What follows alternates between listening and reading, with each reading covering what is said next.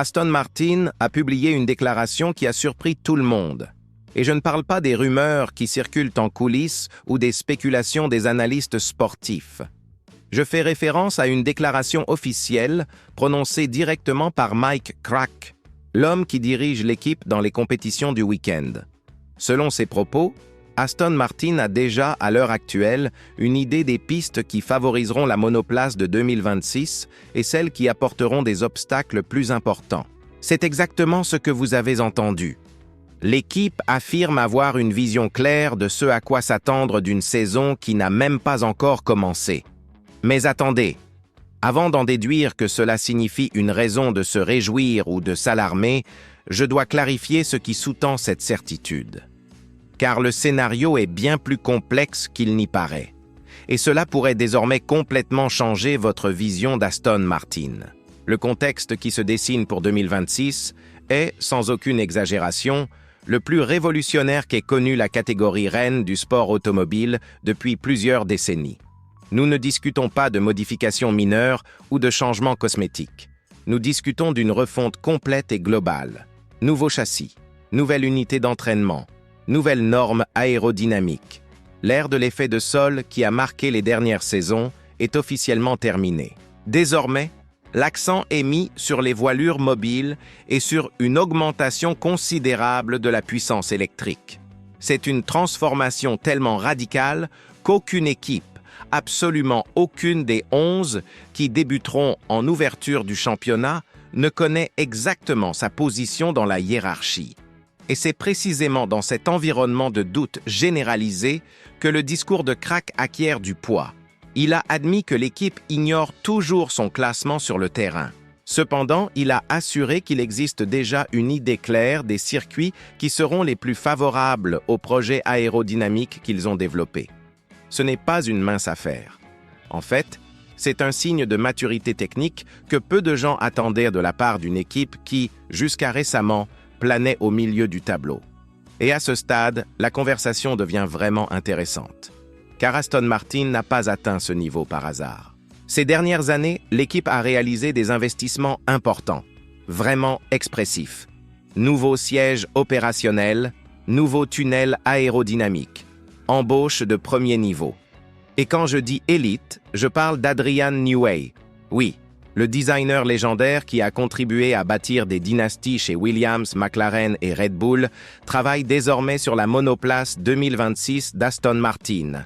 À ses côtés, Enrico Cardile, venu de Ferrari, assume le rôle de directeur technique. Et comme si cela ne suffisait pas, l'équipe présentera les moteurs d'usine Honda, mettant ainsi fin définitivement au partenariat avec les moteurs Mercedes.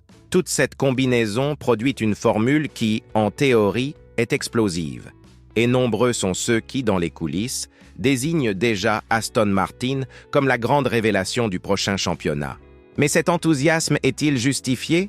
Ou sommes-nous témoins d'un autre mirage sur le point de se dissiper? Des sources fiables en coulisses recommandent la prudence. Et les raisons sont bien concrètes.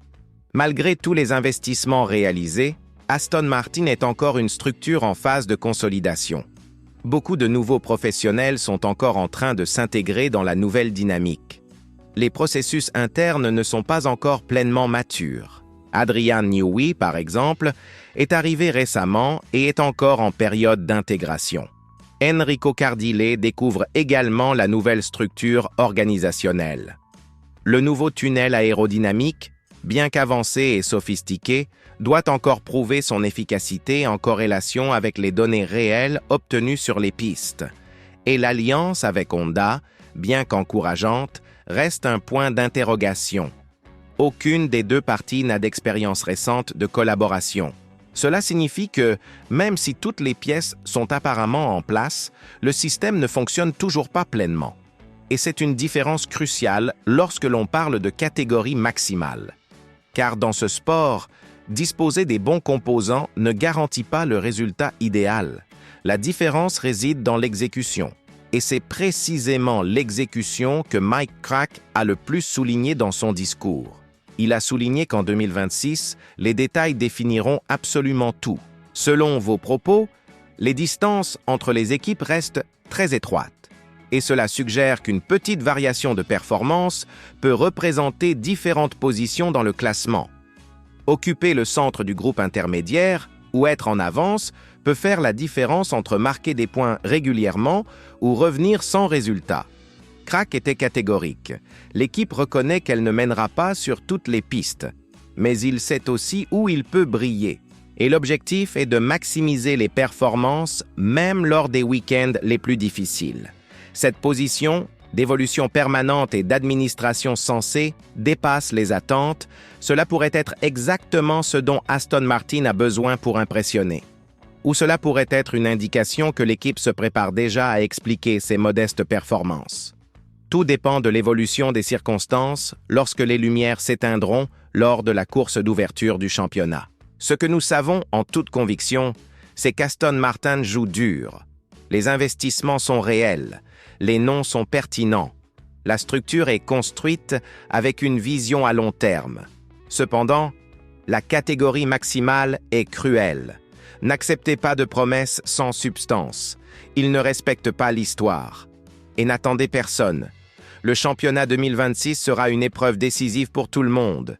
Pour les équipes traditionnelles qui doivent prouver qu'elles savent encore gagner. Pour les nouvelles puissances qui veulent s'imposer. Et pour des entreprises audacieuses comme Aston Martin qui doivent montrer que tout ce mouvement n'est pas que de la publicité. La déclaration de Crack est une première étape. Une indication qu'il existe une stratégie, qu'il y a une conscience de ses propres forces et faiblesses. Mais les mots ne font pas gagner les courses. Les voitures conquièrent, les pilotes conquièrent, les équipes bien coordonnées gagnent. Et Aston Martin doit encore prouver que c'est tout cela. La vérité est que nous sommes confrontés à l'une des saisons les plus incertaines de l'histoire récente de la catégorie reine. Les nouvelles réglementations vont complètement bouleverser l'ordre existant. Les équipes qui ont dominé peuvent tomber. Les équipes qui ont souffert peuvent refaire surface. Et au centre de toute cette agitation, Aston Martin apparaît avec un discours de confiance réfléchi. Ce n'est pas superbe, ce n'est pas une affliction. C'est quelque chose entre les deux. Un pari bien fondé, étayé par des données et des simulations, mais toujours entouré d'incertitudes. Si cela fonctionnera, seul le temps nous le dira. Mais une chose est garantie. Ce sera très excitant de voir ce récit se dérouler. Et vous, qu'en pensez-vous? Aston Martin a-t-elle de réelles chances de se battre aux avant-postes? Ou s'agira-t-il d'un autre championnat d'attente frustré? Partagez votre opinion dans les commentaires. Si vous avez aimé la vidéo, vous le savez. Laissez un like, abonnez-vous à la chaîne et activez la cloche pour ne manquer aucune mise à jour. Rendez-vous dans la prochaine vidéo.